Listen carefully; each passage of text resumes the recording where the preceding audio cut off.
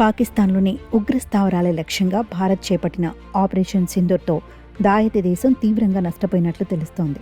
Operation సింధూర్కు ప్రతీకారంగా Pak క్షిపణులు, డ్రోన్లతో దాడులు చేయడంతో భారత దళాలు వాటిని తిప్పికొట్టాయి.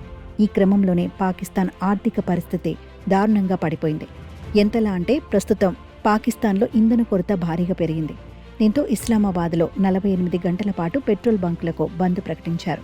పెట్రోల్ ధరలు లీటరుకు 279.80 రూపాయలుండగా డీజిల్ 262 రూపాయలకు చేరుకుంది. అయినా ఇంధన నిల్వలు పూర్తిగా ఖాళీ అవడంతో దాయిది దేశం ఉక్కిరిబిక్కిరి అవుతోంది. మరోవైపు ఇప్పటికే నిత్యావసరాల ధరలు కూడా పైకి చేరుకున్నాయి. ఈ నేపథ్యంలో ఉల్లిపాయలు కిలోకు 330 రూపాయలకు చేరుకోగా నిమ్మకాయలు 900 రూపాయలకు చేరుకున్నాయి.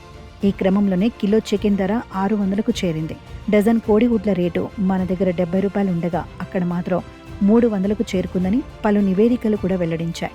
దీంతో పాటు పప్పులు, ఇతర ఉత్పత్తుల ధరలు కూడా పెద్ద ఎత్తున పెరిగిపోయాయి. ఈ ధరల పెరుగుదల అక్కడి ప్రజల జీవన వ్యయాన్ని భారీగా పెంచేసినట్లు తెలుస్తోంది.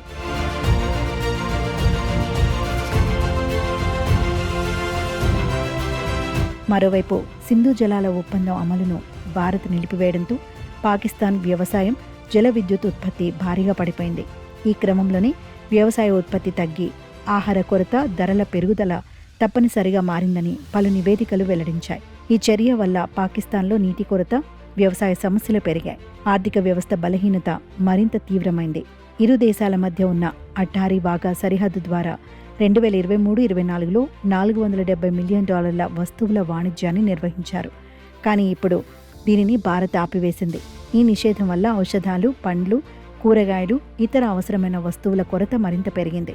ఇది కూడా ధరలను మరింత పెంచేలా చేసిందని పేర్కొంటున్నాయి. ఇక ఆహార ధరల పెరుగుదల, ఔషధ కొరత వల్ల ఆసుపత్రులు, శస్త్రచికిత్సలను కూడా వాయిదా వేస్తున్నారు. ఈ ఆర్థిక కష్టాలు అనేక మంది పాకిస్తానీలు అక్రమ ప్రయాణాల ద్వారా దేశాన్ని విడిచిపెట్టేలా చేస్తున్నాయి.